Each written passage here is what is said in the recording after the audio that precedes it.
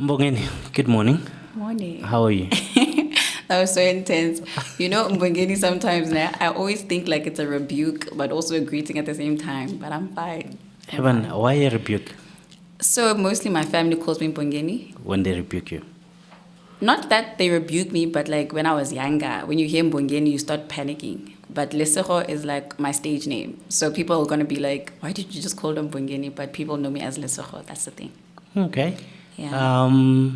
Let's get into when you were younger. I want to know about you when you were growing up, go Kanana and all that. But before we get there, I have an interesting question for you. Yeah. I know you and you are a church lady. What are some of the songs that you listen to that won't be or can't be played in church? Just two songs. Church. Yeah. Non-church songs. I've been proper saved here. I don't listen to secular music anymore. And I think consciously, every time I think about listening to cultural music, when I say cultural music, I mean songs that I used to listen to, I'm reminded of my past life and I don't want to. So right now, I'll be like elevation music. Maybe I'll do Yolanda Adams. Okay. But if I'm honest, house music will always have my heart. Okay. I don't know if it's like church worthy, but like there's artworks sounds they release like it's gospel music, but it sounds like house. So for me, I still like house music. Okay. Yeah. No, fair enough. Let's Yeah. talk about your childhood then. Any interesting stories that you remember from your childhood? Where you grew up, where you were born, who gave birth to you? Who gave birth to me? Mbongeni Ramaila. That's my mom. She gave birth to me. Interesting childhood stories. I have quite a lot. I think for me, I grew up with my grandmother. My grandmother was a very pivotal person in my life. She was one person that from the beginning of time was always there for me, always encouraged me, always prayed over us. And I think when I think of the earliest kind of memories, there was this tree. It was a fig tree outside the house. And I used to be such a big tomboy. So I used to climb the fig tree and then I'd like sit on top of the fig tree in the branches and I'd just overlook Kanana. That is my version of fun for me because I've always been like an observer. I like playing with my friends and obviously go Kanana, you all play on the street, everybody's friends. But for me, the fig tree was like my place. I think it gave me vantage. It gave me like a sense of peace. My grandmother used to shout at me all the time because I'd be dirty and I'd fall and whatever, but that was like my safe space. What did you see when you were on that tree? Besides the obviously Kanana from the bird's eye view, but in your heart and mind, what was going on? What were you seeing? I don't know if I had language to know, like I felt closer to God being elevated, Okay. but it felt like I was not centered on the ground. I felt like I was elevated. So for me, being in that fig tree, it gave me a sense of freedom that I didn't know I needed. So backstory, I grew up, like I said, with my grandmother. My parents at that time weren't married, and my mom was living in the Free State. My dad was living in Gauteng. So for the longest time in my mind, I didn't think my upbringing was not normal up until I was exposed to other family homes. So other family homes being that there was two parents in the household, or like there was a certain level of stability, if I could put it like that. But for me, in the fig tree, there was a sense of freedom that I discovered because my reality saying, no, you're not free because a normal childhood looks like this, but nah, I'm with my grandmother, I'm with my family members. So I just was holding on to a sense of freedom that I feel like was chained in my mind. Yeah. Let's talk a bit about grandmother. Yeah. What is the most important lesson she taught you when you were young? God. God. God. Why God? My grandmother, her husband passed away when they were quite young. She raised 6 kids on her own. And on top of raising six kids on her own and taking them through school, she also raised her kids. So for her, it was like she was a single parent, single grandmother, having to take care of a family of many people, feed them. Now that I think about it, I don't even know how she did it, right? But every time at 12, without fail, she would pray. And she didn't ask us to come in with her. It was just like the way she was. At 12 every day, midday, she goes to pray. At 9, we would watch Chuck Norris on Sundays. But she was always very conscious of God, and she spoke about God, but she didn't do it in such a way that it was forceful. That's what I'm saying. For her, that one lesson was just permeating through her. And I think it's because of the way she had to raise her kids and raise her kids' kids that made it seem like she had an awareness that she's not doing it in her own strength, that she's somehow being given the grace to raise so many people and manage so many people. So I think for me, I was so enamored with my grandmother because she never was stressed. I mean, she used to swear at us quite a lot. You know, grandmothers back then, like, I was to get hit all the time because I was like a tomboy. I used to be so naughty.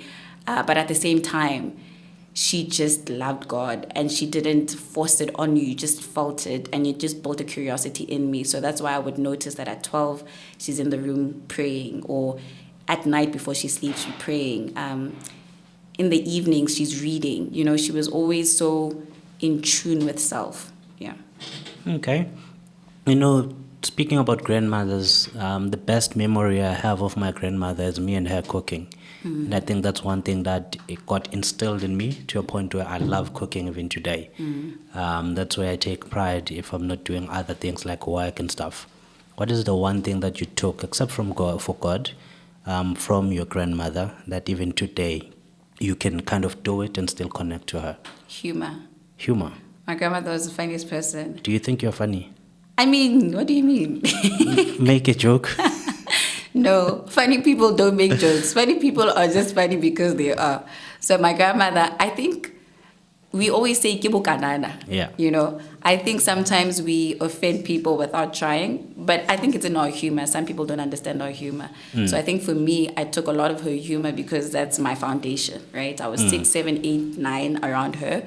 And so sometimes when I'm trying to navigate challenging situations, even like in a work setting or like with other people, I don't do well in tension. So how I combat that is through humor. And that's because my grandmother, even when things were tense, she would crack a joke, but it wasn't like purposefully trying to tell a joke. It's just applying her humor. So I think I still have it, I think. Do you apply that humor because you're scared to face reality, or is it something that's genuine? I think it's both. For the most part, I think it's genuine. And then in some instances, maybe because I love peaceful settings. I don't like people feeling upset. And as a coping mechanism, I'll apply the humor because I think the humor then makes me feel safe. Okay. Yeah. And then what about schooling? Take me through your schooling, grade 1 to grade 12, flourishing, I was such a star good girl. student. I was such a good girl. Like sometimes I look back, I'm like, why was I this good?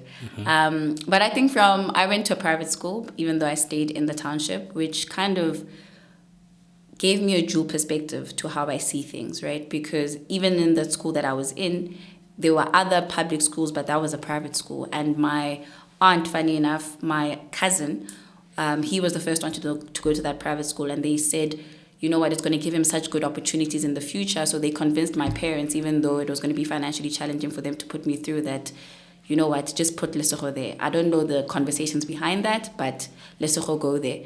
So from the onset, I knew, because the school is so expensive and people are trusting that I will do well, I knew I had to do well from grade 1. You know, so I was always listening in class. I always wanted to impress my teachers. I wanted to impress my friends. I wanted to be accepted. And I think from that dual perspective, knowing that I'm going to a township and I'm going to a private school, I didn't feel accepted, you know. So in class, I knew academics, or if you did well, the teachers don't look at the color of your skin or look at how you are. They just love the fact that you can do well at school. So I was doing well throughout. I was always doing my homework. And this is where my grandmother, I think, plays such a pivotal role, because again, that weight of you are that girl going to a private school, yet Udula in a township, she made sure that at 4 p.m. every day, without fail, I did my homework. And somebody would laugh at me because for me, my reward for doing my homework was a banana. That's to show you like humble beginnings, right? Because for me, that was like my prize. I knew if I did my homework correctly, I'd get like an extra fruit, because my grandmother was like, Lesego, everything that you buy, it's for school. It's not for home. So getting things that I could eat from school at home made me quite happy. So I kind of understood the responsibility of being a good child, being good at your work, and my grandmother at 4 grinding me, even though sometimes I hated it because you're in the township, you want to play the whole time. Like everybody's playing, and then this lady is calling me in to come do my homework. But I was slowly learning the disciplines that I enjoyed doing well academically. I was always in the top 10. And then at grade 4, I had like a disruption. My parents both moved to Joburg. They got married when I was in grade 4, so they were like, okay, let's try this family dynamic. So I uprooted from Kanana, Klerksdorp, and I moved all the way to Joburg. And we lived in Western area, and then I went to Randfontein Primary School. And that for me was very interesting because in the private school, even though I was doing well, it wasn't celebrated. It was just kind of like, yeah, you're in a private school, we're all doing well. But when I got to RPS, I don't know if it's a different environment or people just loved the fact that I wasn't from Joburg, so I didn't come across as like Joburg culture. I did really well, and my teachers were celebrating me, people were celebrating me. That was my first taste of knowing that academics yield reward. So I kind of held on to that because that kind of felt good, because I felt that level of acceptance, right? Because I no longer have to feel like I have to pretend, because I'm not in the private school, I'm in a public school. There's 40 of us in a class. We're sitting 2 each. That was new to me. In the private school, there was 20 people. You sit on your table, you have your thing. But in that environment, everybody was just normal in my eyes. It was like people that, oh, if I go back home, they can be my friends. So academically, I was doing well. In grade 7, I was deputy head girl. For me, that was like my prime light, because it kind of also showed there's a certain level of leadership that I could possess, you know. And I didn't consider myself as a leader up until that appointment. And even then, I didn't understand what it meant, because leadership wasn't defined to me. I always wanted to do what my friends were doing, and I wanted to be in the background. I wanted to be an observer. Going back to the fig tree, I just like observing things.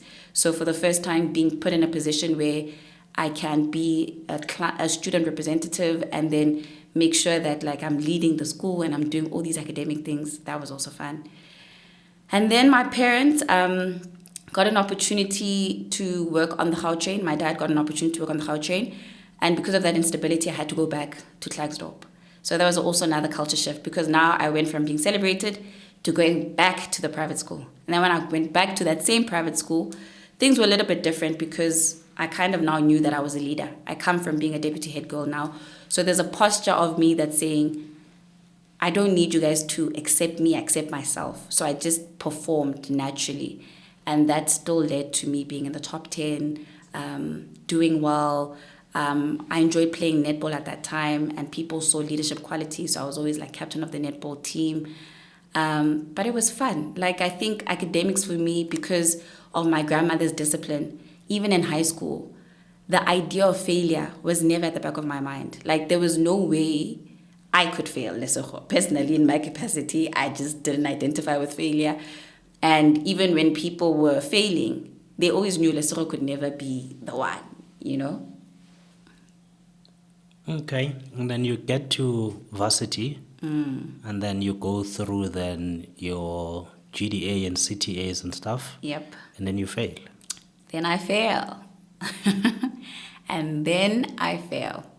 That was a key moment in my life, if I could put it like that, because remember that posture of being groomed into being diligent and then going into leadership roles. And then it feels like academics were my identity. This is what I knew. This is what I had grown accustomed to. And so even when I decided to study what I studied, I just did it because I was good at academics. I didn't do it because I had vision for what do I want to do later on in life. So my CTA year, so I did the CA stream. My CTA year, I thought that in my 3rd year of my bachelor's, I was done. I thought I was going to go work. And then my friends were like, Lesego, no, you're on the CA stream. So my introduction to CTA and PGDA was uncertainty, because I didn't know much about the CA stream.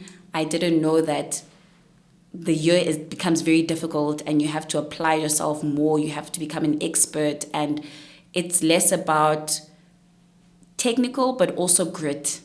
And I don't think I had a lot of grit because my academics kind of made me ease into everything that I was doing. And I believed that being academically strong meant everything was going to be easy. But now CTA introduced something completely different. And I failed that year. Two things that led to it. Number one, the uncertainty of not knowing the journey ahead. Number two, when I failed, like tests, before I even got to the academic year, when I was failing tests, there was a shift inside. I kind of couldn't understand my name being on a 30% script.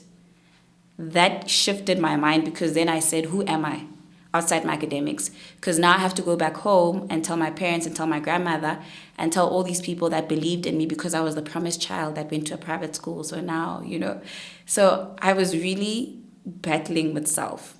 And I remember I was starting to develop anxiety and depression at that time.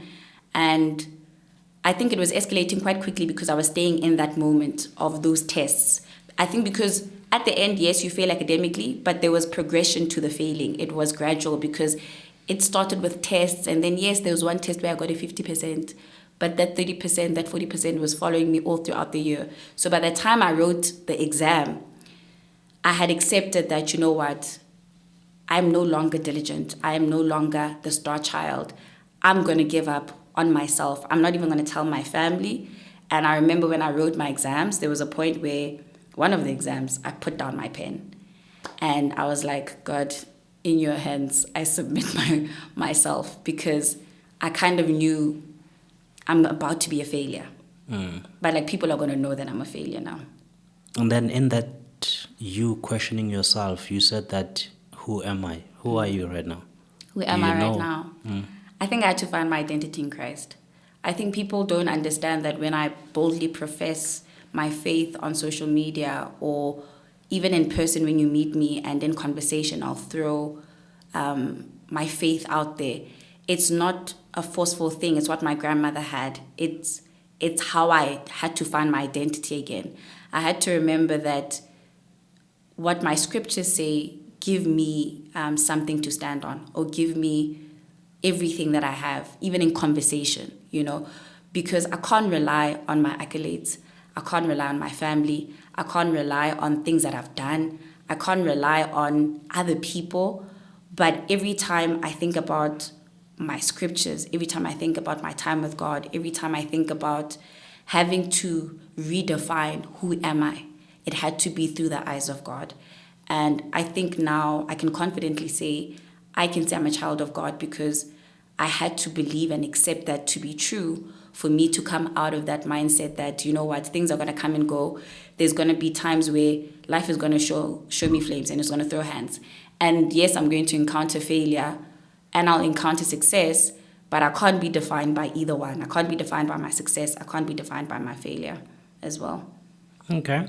And then in 2018, you fall pregnant while you are failing and all that. What goes through your mind? Were you ready to be pregnant? Is it something that you had planned or it was a surprise to you as well? So this is where the story becomes very interesting because remember I said my identity was academics and my CTA year introduction was uncertainty and trying to wrestle who am I. So when I got my results in November. Yeah, November, October, somewhere there. Results 2017. of pregnancy? No. Oh. Wait, we are getting there. 2017, I'm getting my results for PGDA to say I failed. My academic script is coming back. And funny enough, I don't know why, a couple of weeks ago, I actually looked at my transcript for the first time since 2017. And when I looked at that script, I was so broken. And I thought it can't go lower than this. I thought I've hit rock bottom. And then I think 2 weeks later, my pregnancy results come back and they're like, bum, bum, 2 lines, That was a spanner in the works because I'm a rational person. So I kind of already knew what my parents were thinking or what people are going to say. Yeah, you were busy making babies. That's why you even failed academically, you know.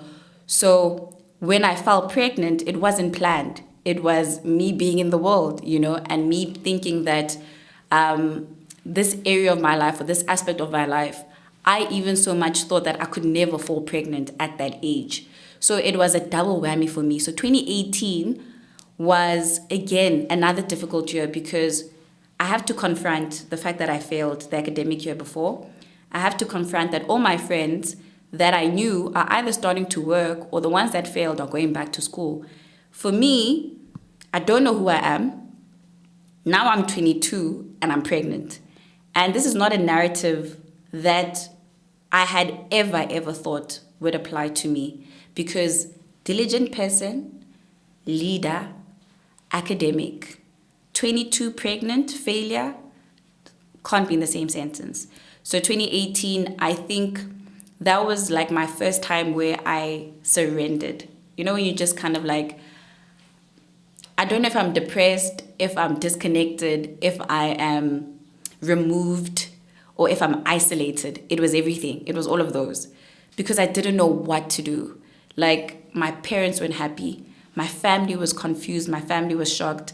My friends, I didn't even tell them because I was like, how do I even face this reality?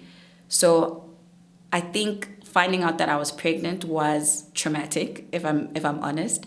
Less traumatic, funny enough, than failing academically. And that's to show you the power of identity. Because even though I knew I was pregnant, my whole lived experience was thinking that academics were going to be my be all end all. So even though I was going through my pregnancy and my body was changing, I was more traumatized that I failed. And I was in denial that I was pregnant. And funny enough, I didn't show that I was pregnant up until I was like 7 or 8 months.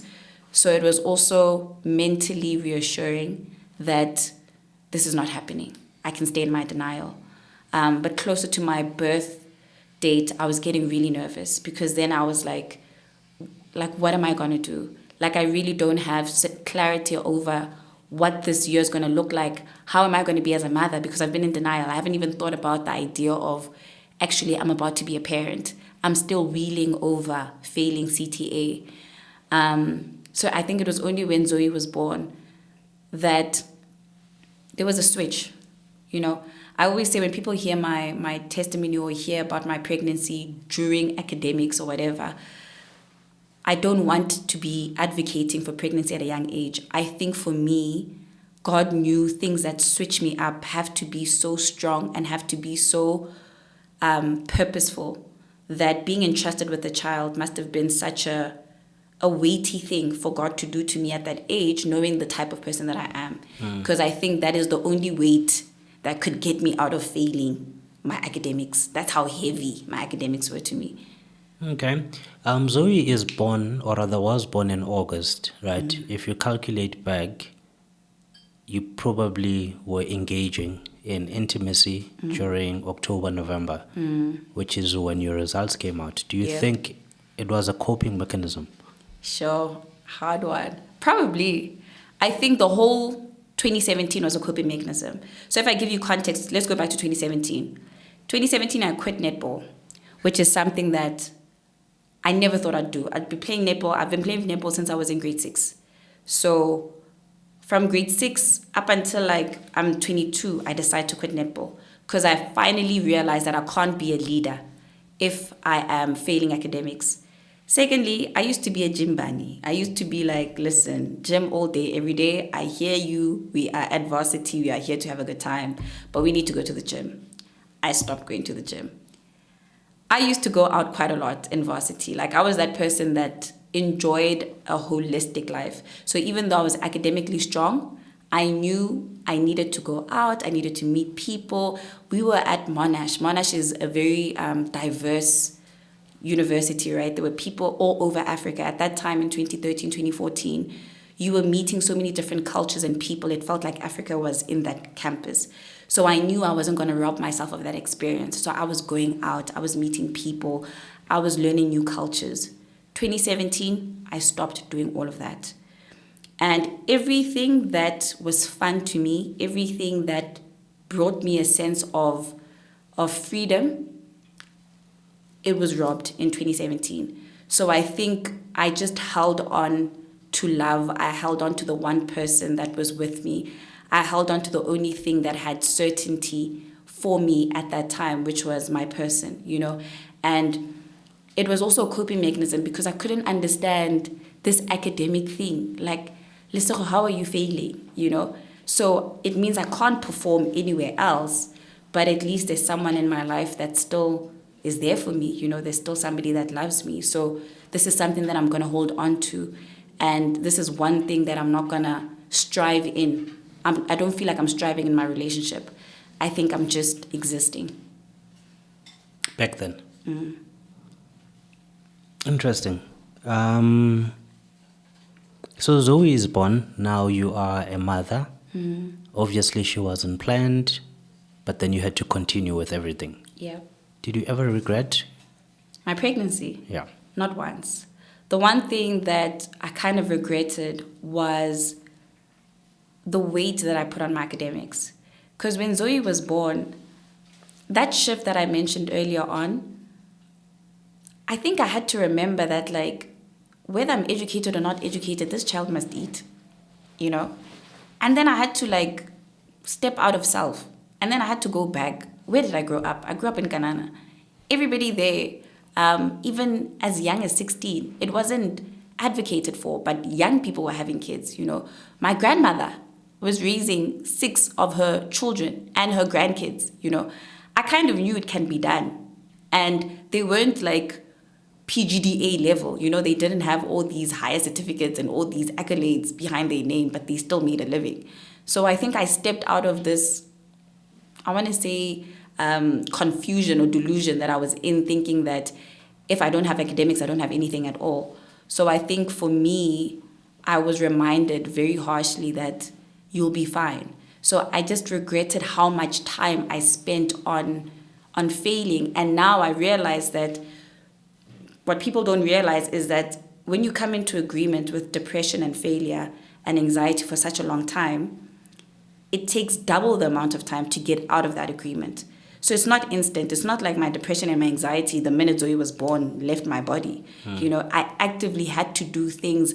I was actively crying to get out of agreement of that. Because now I had to build my confidence again. I had to build my self-esteem again. I had to build who Lesego was when she was playing netball, when she was out with friends, when she was the bubbly person, when she was happy, before the trauma of failure. And now it's it was so far removed in my mind that I actively had to reignite that person and say, oh, wait, I am someone outside my academics. And that was a journey. And it's still a journey. What people don't realize is that it's almost 6 going to 7 years later next year, but there's still remnants of that because it takes so much away from you. You will still doubt. You'll still remember when you're making career moves or you seeing your friends doing something else that you guys weren't pregnant at 22. You don't know what it's like to go into corporate through a lens of a parent, or you don't know what it's like to go through certain career shifts, having to think of a child, because the idea is when you are working, when you are established, you build your career and then you have a child and then you get married and then you do whatever, right? But for me, it was always backwards. So the remnants of that depression, anxiety still want to knock at my door, and I'm like, I'm a new creation in Christ. Simmer down. Okay. And then obviously you mentioned that I guess Brandon provided you with the comfort during everything that was happening. When you guys found out then that you're pregnant, did you believe, okay, cool, this is the man, because you end up getting married to him and this is my forever? Yeah. Funny enough, at that time, if I'm honest, this is pure vulnerability. I went into pure panic. When I saw those results, I grew up with a present father, and I think this is where I need to talk about the importance of having a father in your life. The one person I thought about in that moment was my dad. I was like, I am my dad's baby. What is my dad gonna say? And I think it's lack of knowledge. It's also not wanting to face reality. The thought of abortion crossed my mind. And that was purely because my dad, I did not want to hurt my dad. But I was met with instant acceptance from Brendan. And he was so receiving of the news that the thought came and left in that moment because of how he reacted to the news versus how I reacted to the news. Because for me, like I said, having a present father in your life, he's the love of my life, you know, and he is someone that even today, doesn't matter how old you get, if your dad is in your life, your dad is your first love in every season. So I never want to disappoint my dad. I never want to bring shame to his name. I never wanted to bring shame to the household name, you know, because I was the diligent star. Now, what is he going to say to his friends? What is he going to say to people? You know, like, he loves me so much. He boasts about me, you know. And so that thought crossed my mind because of my dad. But because it was met with acceptance and love, it was easy for me to cast it away without having to revisit that thought ever again. It never came back to me. I never was like, oh, maybe I should terminate 3 months in or 4 months in. It never came to my mind after that because I feel like he held, Brendan held space for me to be able to not stress too much about it in that time, because remember, my focus was failing CTA and not necessarily my pregnancy. My pregnancy was denial up until I started showing. I think for the past 20, 30 minutes as we're speaking, I pick up two words that you keep mentioning a lot. Acceptance and love. What do they mean to you? Sure. That's a tough one. Let me think. I think acceptance now would be being able to hold space for whatever version presents itself in a season. You know, I've had to realize that we change as people, and sometimes we have a standard of how a person should be.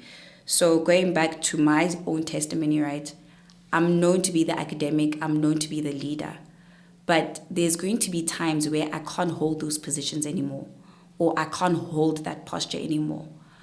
But if I don't feel like I can be accepted or you can receive me, then I hold back, or I stay in those seasons, or I hold myself to that standard for a long time up until it deprives me of self. And I think acceptance is wanting people to embrace me in changing seasons and not questioning, not casting it down, but rather inviting and seeing this metamorphosis. What is it going to become? Because we don't know. And I realize as people, we do have expectations of loved ones, of friends, or family, whatever the case may be. But if you don't hold space for people to change, then I don't feel acceptance. Love for me is I had to go back to 1 Corinthians 13 and say, God, let's work this thing out. Because this love that I'm seeing, I've seen on TV, sometimes it works out, sometimes it doesn't work out. This love that I'm seeing at home, sometimes it's consistent, sometimes it's not consistent. So clearly, we think we know what love is, but we don't. So I had to go back again to my word. I'm there, 1 Corinthians 13. What is love? Love is patient. Love is kind. Love is not boastful. It does not hold a record of wrongs. I had to sit in those words. What does it mean when you say love is patient? You know, because these things are things that challenge every person. But I had to go back to the inception of God again and say, God, we need to work this thing out. And that's my definition of love now. That's the one that I'm standing on. And it's not just scriptures. When I talk about 1 Corinthians 13, I'm still sitting in the manifestation of them, because sometimes I'll be stuck on love is patient. I haven't even finished the verse. I'm still sitting on love is patient. And I have to sit in that reality and say, God, what does that mean? Because I think I know what it means in my flesh, in my natural mind. But my spiritual man knows this is much deeper, you know. So those are, for me, what I would say, my understanding of the words. Do you feel loved and accepted right now? By who? Everyone that you want love from and acceptance from. Sure, that's very tricky because 2024 has been such an interesting year for me. 2024 has been a demanding year spiritually, if I could put it like that. I want to say this to the Christians that are listening to this, is that when you decide to yield your life to Christ, you kind of have to undo everything that you know or everything that you've learned, you know. And God has been putting me through a season of a wilderness for such a long time where I had to get rid of limiting beliefs, get rid of projections that I thought life would be like, and getting rid of love and acceptance from what I thought it was, right? And then having to redefine that. So sometimes what I struggle the most with in this season, like I said, 2024 with my wilderness season, is I know the people around me love and accept me. Do I think it's what's reflected in the Bible? Sometimes I get challenged because I know that some of us in our faith journey aren't on the same level. Some of us are not where we're supposed to be. I might be way advanced, and been moving in one direction. Your revelations, your relationship might not be where it needs to be. And so I think yes and no, if I could put it like that. Yes, because that's what they know to be love and acceptance. No, because I know there's a higher standard in God that He demands of us. And if people are not in their word the same, or in the same faith journey, or the same reverence of the Lord, then it becomes challenging. What about mom and dad? I remember you said that I'm my father's baby girl, and I don't want to disappoint him. What is he going to think? Do you think he's obviously now accepted, but back then, did he accept and love you? And right now, when you look at your relationship, do you feel like he's accepted and he's loving of you? So one thing that I know to be true, my dad loves and accepts me every time. Okay. One thing my dad can't do is know how to express it. My dad is like, he's such an emotional person. Okay. But he's also very stern.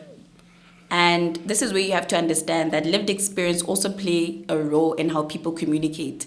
The truth is, I know my dad loves and accepts me. But the other truth is that sometimes he doesn't know how to express it, And I have to have grace in those moments, because sometimes I would expect my dad to have love and acceptance look a certain type of way, but then it doesn't. And then I'd get upset. But then I have to be mature about it and say, I know he still loves and accepts me. He's just not communicating it well. So to answer you, yes, throughout my life, I know my dad loves and accepts me. Even if I do crazy things, even if I do things now that he doesn't understand. Like I've been very bold in my faith, doing things on social media. My family has really been finding that very interesting this season. Like they're unsure about it. They're like, why are you doing this? Or what's actually happening? And they are struggling with that notion. But the backdrop is fear, because they love and accept me. And also them wanting certainty in the things that I'm doing and wanting me to be okay. So I know the motive of how they are acting is love and acceptance. The expression thereof, tricky. Okay. So it was the pregnancy, it was failing CTA and all that. I think those maybe were your two lowest moments, right? And then in 2023, you take to LinkedIn, I'm going to quote it. You say, my faith is strengthened in my weakness. Sure. I'm more grateful when I'm low because I recognize I'm not self-sufficient. In fact, it's all grace, unearned but inherited. What is the other thing that maybe people don't know that you're comfortable sharing that's been your lowest? Sure. And also explain what you meant by that. That's deep. Is that me? Yep. I need to check LinkedIn again. Who was that wise girl? My other lowest moment. For me, 2022. 2022, when I was in my article years, let me put it like that, there was a situation that happened at work. I won't go into too much details, but the situation kind of showed me a certain level of reality that I never saw coming, Closer to when I was about to get signed off, there was a situation that happened at work. And that situation made me realize that I might not qualify as a CSA. You know, I might not be able to finish this resurrection story of the girl that fell pregnant, failed CTA, and did a comeback. Because then I passed ITC, I passed APC, you know, I did it gracefully, I was about to get signed off. And then there was that situation at work that happened, and it humbled me really quickly. What was interesting about that situation is what got me in trouble was my level of integrity and my level to speak out. And again, because I've been walking with God for such a long time after Zoe was born, those values that I hold in the Bible, like your integrity and whatnot, are things that I believe in. So now God was teaching me that also, when you have integrity, you still will get into trouble. You will still see fires. You will still see flames. And that challenged me. And that taught me the concept of grace, because my story ended well. That situation at work resolved itself. After a long time, it resolved itself. But it made me realize that even when I redeem myself, it's not me, it's the grace of God. Because I honestly resented my level of integrity. But now I realize as a person, I have a high appreciation of ethics, integrity, those values outside the professional body. Let's not even talk about my profession. Let's talk about what I'm learning in my Bible. Those are things that God wants us to be blameless and righteous before Him. So I know that posture is not unique to a corporate setting. So for me, my wrestling with God was, if you want me to walk blameless and righteous in every aspect of my life, but the world responds like this, God, what are you saying? And that's where grace comes in. You know, that's when that understanding of when God says my grace is sufficient for everything that you do. That's what I probably meant in that time, because I remember 2023 was when I was about to get signed off, and I was probably in that situation. And I was wrestling with the Lord, and I'm like, God, I want to move with you. I want to walk with you. I want to do right by you. But honestly, how do I do it in the world? You know, how do I become an ambassador of you if you are still going to allow me to get whipped and allow shame, what people call shame, to be brought in my life? Because I remember that time was very dark in the office. It was very dark from people. Like, people, what they don't realize is being disingenuous. You don't have to say it with words. It's in a person. It's in a feeling. It's in when I walk in a room, I can tell you don't want me there. I can tell you're probably thinking other things. It's a thing. Don't even say the words. You can feel it, you know? So I really, maybe in my wisdom season, which I hope that lady comes back to speak like that again, that was that reality for me. And then God answers you in 2022, because I think you took then to your YouTube. On the 15th of July, you got your 600 subscribers. 30th of September, you got 800. And then in Jan, you were on 1,000, Jan 23, right? And you start speaking a lot about God and also the profession, which I think during 2022, with what was happening at work, you ended up hating the profession in a way, because you also said now you thought you were not going to be signed off, you thought you were not going to qualify, right? So the transition between now the professional and God and the boldness of taking it to the public platform, why? What's pushing that? What's driving that? That was a deep sense of calling. And I think it was also a deep sense of knowing that there's probably somebody that needs to hear that you can redeem any situation. And funny enough, my YouTube channel, when I started it off because I actually used to do videos on Facebook. If people stalk me and go back to like 2000 and something, I wouldn't say when. I know all of them. I've seen I all used of to them. call them crusty take one. But I had this from a young age. I always want people to have access to information. I want people to know something. If I've gone through something and I could share what I went through and help somebody not go through that, that's the type of person I've always been. So when I took to my faith in 2023 and I was like professing the word of God, I knew what God did for me. Like, I knew that even in my redemption, 1% was me, 99% was him. So when I speak, I'm not speaking because I'm trying to glorify myself. I'm speaking to that girl that probably needs to know that whatever you're going through, you can probably be redeemed. You just need to know and believe and accept that it can be done. And conversations like that are not had when we are with friends because shame holds us back from disclosing what we're really going through. I remember even in that 2022 period with whatever was happening, I didn't want to tell anyone. I was so shameful. I was so scared. I was so held back. But I needed a word. I needed a sense of hope. I needed words of encouragement. So that's what I did. I decided to say, okay, God, my channel started off teka-taking. It was doing, this is how you study CTA, my birth story. My YouTube channel in the beginning is very weird. And then I realized that when I took time to reflect and I look at the thread, it was all God. And I didn't want people, when they see me, think, oh, Lesego is so smart. Oh, she's so amazing. Oh, she's like so accomplished. I'm like, if only you knew the scars, if only you knew what God is doing through me, in me, around me, within me, so that I can be who you guys are seeing. Then maybe you'll go to the source. Because I'm not going to sit here and lie to you and tell you that Ifris 15 is saying XYZ when I know that I hated every moment of sitting down and learning Ifris 15. I needed the Holy Spirit to come in and say, God, why do I need to study the standard?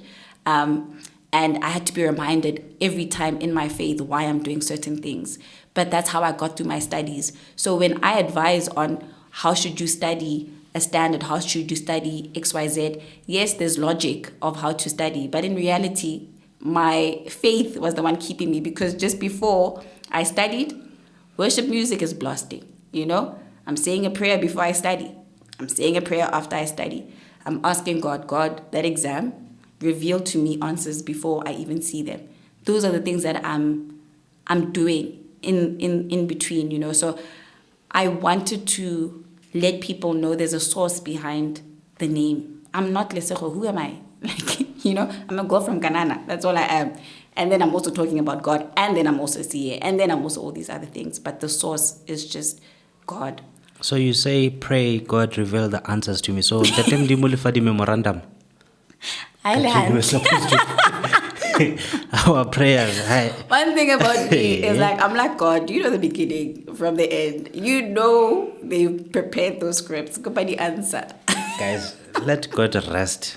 I don't know the memorandum next, but there was also something that you put out a video on. I think it was one of your first videos where you said you were trying to balance between what you want and what people want. Right? And now that you're doing all this faith content and CA and whatnot, there's a certain level of expectation that people want from you. How do you balance that now with the maturity that you have? Yeah. Let's not think about that first video in 2022. Let's think about now. How do you balance what the world wants out of you and what you want out of yourself? I think it's going back to self here, because I don't try to balance it as much as I did in the beginning. In the beginning, I really actively worked to see, hey guys, what do you guys want me to post, you know? And also trying to see what my competitors, if I can call them like that, because in the educational space, YouTube space, there's a certain type of audience that follows certain things. So when you get your analytics, you want to know, what is my audience looking out for? So I was trying to balance that level of expectation versus what I knew to be true. Right now, even if you check my YouTube content, very sometimes inconsistent, but where better consistency is maybe my LinkedIn, but it's just about my faith. And I just so happen to bring up my profession. And what people don't realize is that God is opening up opportunities that speak to what's true in my heart. And somehow it's becoming so seamless that it looks like it's a balancing act. What people don't realize is I spend a lot of time in my Bible and I spend a lot of time in prayer. Less time in asking people to put me on a stage or give me an opportunity or do certain things. They come as a result of my obedience in knowing that my source is here. You will open every other thing. And it looks very organized. It looks very, I don't know, there's an order to it. Even when I look back at 2024 and the things that I've been involved in since 2023 or whatever the case may be, it just looks very strategic. And I'm like, that cannot be me. I'm not that wise. That is definitely my father that's doing the things. But in the same breath, I'm trying to remember, Lesego, who is she? What does she enjoy? If I'm going to be posting something on my social media, it must be because I want to do it and I think it's going to help a certain type of person. The other day I posted a video of me without makeup and I was crying so much. Just before I shot that video, I was lamenting. It wasn't even like a cute cry. I was crying for a very long time. And I remember at the end of that session, all I wanted to do was tell someone that it's going to be okay and I wanted to pray. And I took out my phone, the way I looked, and I prayed at the end of that video because I felt led to do it. So I want my content, things that I do, whatever opportunities that I find myself engaging in, to all be led. I don't want to do this balancing thing because you never satisfy everyone. You'll also not meet the expectation. And I have that as evidence when I look at my academic journey, that there's an expectation that people have of you, that family have of you, that your profession will have of you, that other people in your workplace will have of you. But you can't satisfy everyone. I can't satisfy all my audience members, my people that follow me or engage with my content. I would love to, but I know it's impossible. So the only way I know how is to now only post when I feel led, is to now only say something when I feel led. If somebody asks me a question and I think it's worthy enough to discuss because I've walked the journey, I will do it. The one thing that I promise myself that I'll never do is post content just because I want to remain relevant or I want to do something because I need followers. I don't need followers. Like, this social media culture has normalized the idea of people having insight of your everyday life. And that's not normal because it introduces so many different layers of your life that you don't really need. You know, when you think about our parents, our grandparents, those people had peace. However, they didn't have a lot. They didn't have a lot of accolades. They didn't have a lot of money. They didn't have a lot of things. But I remember my childhood was peaceful, even though there was like 8 of us living in the house and we were barely eating like amazing food and my grandmother was cooking for so many people. But at the same time, in my mind, I'm thinking, why then are we normalizing this concept of wanting to post everything for the sake of a following? Yes, if you have a following, that's great. Do you need to have a following? I don't think so. It's not normal. But if people are being influenced and are being encouraged by a good thing, that's also good, because what we don't realize is that with social media, also a lot of wrong people have the mic. You know, what you're doing now with your podcast is like sharing and shedding light on relevant stories.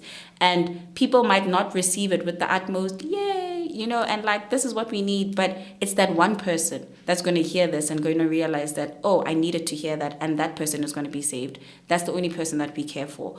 But it's not always about getting those numbers, those likes, that following, getting all that access of people having foresight in your life, and some information is not for everyone. Why do you do the content that you do? Number one, I love it. Number two, again, I feel led. Like I said, for the most part now, whenever I post because I feel led to post. I no longer post because, again, I want to remain relevant. I think at first, if I'm honest, I really wanted validation from people. And I think it's normal because in your immaturity, you want to be loved by the world. And that scripture that says you cannot be a friend of the world and also be a friend of God comes back to my mind, because I really wanted, again, acceptance from people. Imagine strangers to love you, you know. And it's such a strange concept when you sit in the reality of strangers loving you, because when you meet them in person and not online, it's weird when people who you don't know come to you and like honor you and shower you. You're like, you don't know. I'm also not that person. I'm only posting a certain aspect of my life. There's still Mbongeni. You guys are meeting Lesego, but Mbongeni is still very much alive, very much active, you know. And so I think I really now generally post because I feel led. I'm also trying to trying to drown out all the bad content, if I'm honest, because there's a lot of that. And when I say content, I'm not talking about quality of content. I'm not talking about visuals. I'm talking about depth, And sometimes it might not be popular, but people need depth. People need a certain level of maturity, and people just need truth. And if it means that I'm going to post unconventional content and sometimes make it look nice and put on makeup and talk about God, I'll do that. Okay, so I want to get into your professional side of things, and we start talking about the current, because I know 2024 has been a bit shaky. It's hectic. And there's a lot of interesting things happening there. Yeah. But I think we're going to take a break. I want to break our content into 2 parts. Okay. So this is part 1. Thank you so much for sharing that story. Thank you. Cool.